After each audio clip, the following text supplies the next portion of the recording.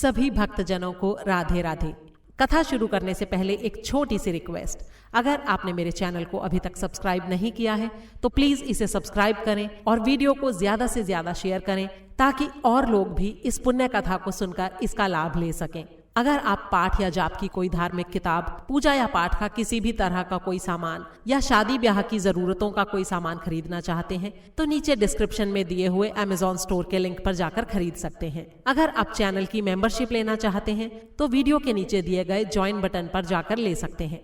कार्तिक मास की सारी कहानियों को एक साथ एक ही वीडियो में सुनने के लिए ऊपर आई बटन पर क्लिक करें। कार्तिक के महीने में विशेष फल देने वाली माँ लक्ष्मी जी की कहानी और विष्णु सहस्त्र नाम सुनने के लिए भी ऊपर आई बटन पर क्लिक करें।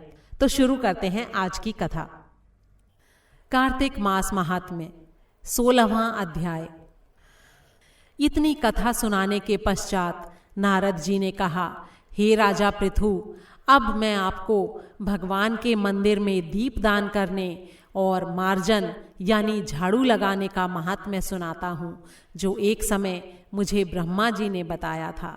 अत्यंत गोपनीय इस कथा को आप ध्यान से सुनिए।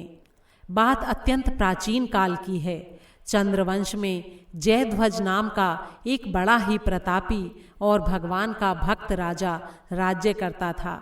वो प्रतिदिन भगवान के मंदिर में जाकर स्वयं झाड़ू लगाता और दीप जलाया करता था। एक दिन वीतिहोत्र नाम का राजपुरोहित राजा को स्वयं ये कार्य करते हुए देखकर बड़े ही विस्मय से पूछने लगा, हे राजन, भगवान को प्रसन्न करने के लिए और भी अनेक भक्ति युक्त कार्य हैं, फिर मंदिर में स्वयं सफाई करने और दीप जलाने में इतनी अधिक श्रद्धा का क्या रहस्य है?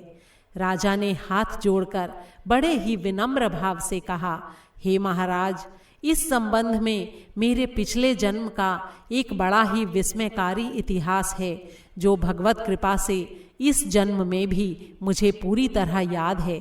यदि आपका आदेश हो तो वो घटना मैं आपको सुनाता हूँ। अपने पूर्व जन्म की उस घटना को सुनाते हुए राजा जयध्वज ने कहा, सतयुग में स्वरोचिष मनवंतर में वेद वेदांगों का जानने वाला एक ब्राह्मण था। वो बड़ा ही विद्वान होते हुए भी बुरे कामों में लिप्त रहता था। उसके खोटे कर्मों के कारण उसके बंधु बांधवों ने उसका परित्याग कर दिया था। एक दिन भूख प्यास से बड़ा ही दुखी होकर वो घूमता फिरता नर्मदा नदी के तट पर जा पहुंचा और वहीं पर उसने अपने प्राण त्याग दिए। उसकी स्त्री भी बड़ी ही व्याभिचारिणी थी, इसलिए उसके बंधुओं ने उसे भी घर से निकाल दिया था। उसी के गर्भ से अत्यंत पापी मैं उत्पन्न हुआ था। उस जन्म में मेरा नाम दंड केतु था। दूसरों की स्त्रियों, वैश्याओं तथा धन के लिए मैंने गायों, पशुओं तथा अनेक मनुष्यों की हत्याएं की और इस प्रकार पाप से भरा जीवन व्यतीत करता रहा। एक रात्रि को किसी दूसरे की स्त्री से भोग करने की इच्छा से मैं एक सूने देवालय में गया। वहां जाकर मैंने वस्त्र से स्थान साफ किया और दीपक जलाया। उस सूने मंदिर में दीपक जलता देखकर गांव के रक्षक वहां आ गए और मुझे चोर या डाकू समझकर उन्होंने लाठियों से मुझ पर इतने वार किए कि वहीं मेरी मृत्यु हो गई। प्राण निकलते ही भगवान के दूत वहां आ गए और मुझे सुंदर विमान में बैठाकर वैकुंठ को ले गए। कार्तिक के महीने में भगवान के मंदिर में झाड़ू लगाने और दीपक जलाने से मुझे इतना फल मिला कि कई कल्पों तक स्वर्ग में सुख भोग कर अब मैंने चंद्रवंश में जन्म लिया है। यदि श्रद्धा और भक्तिपूर्वक यही कार्य कार्तिक के पूरे महीने किया जाए तो उसके पुण्य का तो कहना ही क्या है, उसका वर्णन तो ब्रह्मा जी भी नहीं कर सकते। एक अन्य कथा सुनाते हुए नारद जी ने कहा, हे राजा पृथु, अब दूसरे के दीपक जलाने का महात्म्य सुनो। मनुवंश के प्रतापी राजा रैवत के पुत्र भद्र बुद्धि के पुत्र का नाम सुदर्शन था। नाम के अनुरूप ही सुदर्शन बड़ा ही सुंदर और पराक्रमी था। भद्र बुद्धि की राजधानी नर्मदा के तट के समीप महेंद्र पर्वत पर थी। एक बार शिकार खेलने के लिए सुदर्शन अपने साथियों के साथ वन में गया।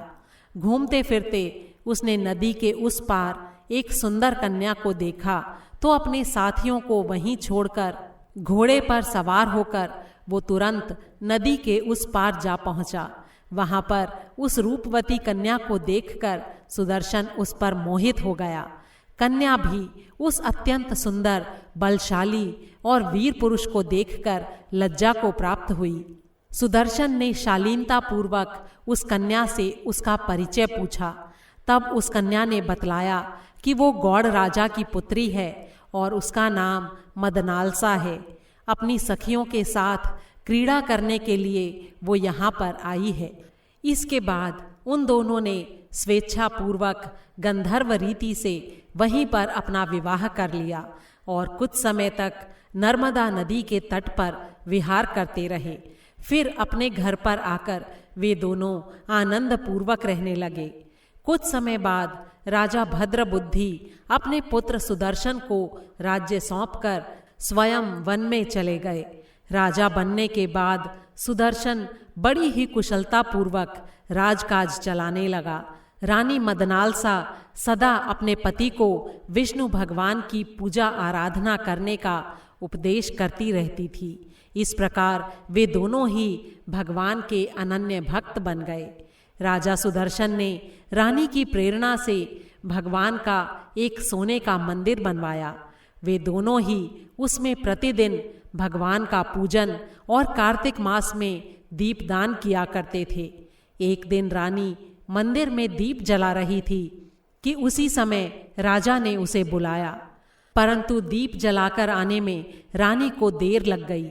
इस पर राजा ने क्रोध में आकर रानी से कहा, तुम तो कहती थीं कि पति ही स्त्री का देवता होता है, फिर दीपदान में इतनी देर लगाकर तुमने मेरा अनादर क्यों किया? यदि देरी का कोई और गुप्त कारण हो तो कहो।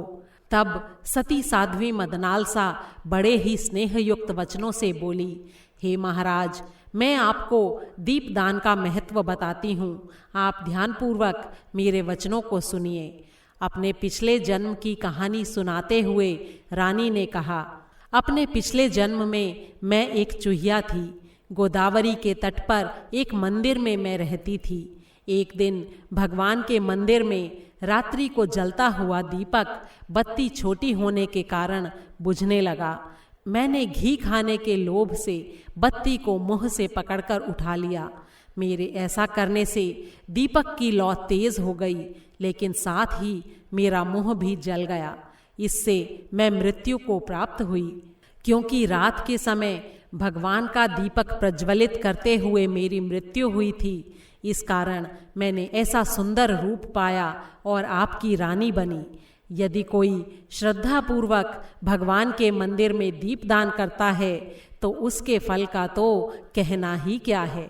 अपनी रानी के मुख से ये वचन सुनकर राजा सुदर्शन ने आजीवन कार्तिक मास का व्रत करके भगवान के मंदिर में दीपदान किया और अंत में वैकुंठ को प्राप्त हुआ। बोल श्री विष्णु भगवान की जय। 16वां अध्याय समाप्त हुआ। कार्तिक मास महात्म्य 17वां अध्याय। नैमिषारण्य तीर्थ में उपस्थित सभी ऋषि मुनियों से सूत जी महाराज ने कहा, अब मोक्ष के देने वाले सारे व्रतों में उत्तम एकादशी के व्रत का महात्म्य सुनो। एकादशी चाहे कृष्ण पक्ष की हो अथवा शुक्ल पक्ष की, उस दिन अन्न नहीं खाना चाहिए। एकादशी के दिन खाया हुआ अन्न पाप भक्षण के समान है। व्रत करने वालों को दशमी तथा द्वादशी को भी एक समय भोजन करना चाहिए।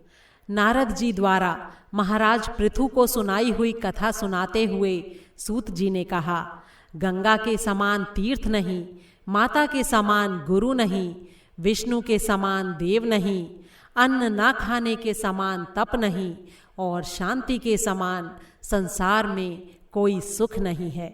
सत्य के समान ज्योति नहीं है, कार्तिक के समान कोई मास नहीं है, ज्ञान के समान कोई लाभ नहीं है और एकादशी के समान कोई व्रत नहीं है। व्रत करने वाला प्रातःकाल उठकर भगवान का पूजन करे, पुराणों की कथा सुने और रात्रि को जागरण करे। अब आप इस बारे में एक प्राचीन कथा ध्यानपूर्वक सुनो। नर्मदा नदी के तट पर गालव ऋषि का शांत, शोभायुक्त और मनोरम आश्रम था। उनका पुत्र भद्रशील भगवान विष्णु का परम भक्त था। भद्रशील अपने साथियों के साथ भगवान की मूर्ति बनाकर पूजन करता, साथ ही उन्हें उपदेश दिया करता कि वे भी भगवान का पूजन करें और एकादशी का व्रत रखें। उपदेश सुनकर अन्य बालक भी ऐसा ही किया करते थे। अपने पुत्र के चरित्र को देखकर गालव ऋषि ने एक समय उससे पूछा, हे भद्रशील, तुम हर समय भगवान विष्णु की पूजा अर्चना में लगे रहते हो, ये उपदेश तुमको किसने दिया है? ये बात सुनकर भद्रशील बोला, हे पिताजी, मैं अपने पूर्व जन्म का वृत्तांत आपको सुनाता हूँ। पिछले जन्म में मैं चंद्रवंश में धर्मकीर्ति नाम का राजा था। दत्तात्रेय जी से मैंने शिक्षा ग्रहण की थी और साथ ही 1000 वर्ष तक राज्य भी किया था। अपने उस जन्म में मैंने धर्म और पुण्य के अनेक कार्य किए, लेकिन बाद में बुरी संगति में फंसकर मैंने वेद मार्ग छोड़ दिया और पाखंड मार्ग पर चल पड़ा।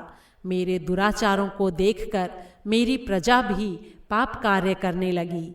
इस तरह धर्मशास्त्रों के कथनानुसार प्रजा के पाप का छठा भाग भी मुझको मिलने लगा। एक दिन शिकार खेलने के लिए मैं वन में गया। दिन भर भूखा प्यासा इधर उधर भटकता रहा। खाने पीने को कुछ नहीं मिला। जंगल में भटक जाने के कारण शाम को मैं घूमता फिरता नर्मदा नदी के किनारे जा पहुंचा। उस दिन एकादशी का व्रत होने के कारण वहां पर अनेक वैष्णव भगवान का भजन कीर्तन कर रहे थे। भूख प्यास से व्याकुल और थका हारा मैं रात भर वहीं पड़ा कीर्तन सुनता रहा। प्रातः काल होते ही भूख प्यास के कारण मेरे प्राण निकल गए। उसी समय यमराज के दूत आए और मुझ पापी को मारते पीटते हुए यमराज के पास ले गए। वहां पर यमराज ने चित्रगुप्त से मेरे पाप पुण्य का लेखा जोखा पूछा। तब चित्रगुप्त ने कहा, हालांकि ये महान पापी है, लेकिन इसने एकादशी का व्रत किया था और पूरी रात भगवान का कीर्तन सुना था। एकादशी को भोजन न करने के कारण इसके प्राण निकले हैं और इसी कारण इसके सारे पाप नष्ट हो गए हैं। चित्रगुप्त की ये बातें सुनकर यमराज तुरंत अपने सिंहासन से उठकर खड़े हो गए और मुझे नमस्कार किया। फिर मुझसे बोले, हमसे बड़ी भूल हुई है, आप हमें क्षमा करें। फिर वे अपने दूतों को धिक्कारते हुए कहने लगे, जो व्यक्ति भगवान के नाम का स्मरण करता है अथवा सुनता है, उसको कभी हमारे पास मत लाना। जिसने अनजाने में भी एकादशी का व्रत किया हो, उसके सारे पाप नष्ट हो जाते हैं और उसे हमारे पास आने की आवश्यकता नहीं पड़ती। इसके बाद यमराज ने मेरा पूजन किया और फिर मुझे सुंदर विमान पर बैठाकर विष्णु लोक को भेज दिया। हजारों वर्षों तक विष्णु लोक में रहने के बाद अब मैंने आपके यहाँ पर जन्म लिया है। एकादशी के व्रत की महिमा तो अपार है ही। जो इस कथा को सुनता अथवा सुनाता है, उसके भी सारे पाप नष्ट हो जाते हैं। बोल श्री विष्णु भगवान की जय। 17वां अध्याय समाप्त हुआ।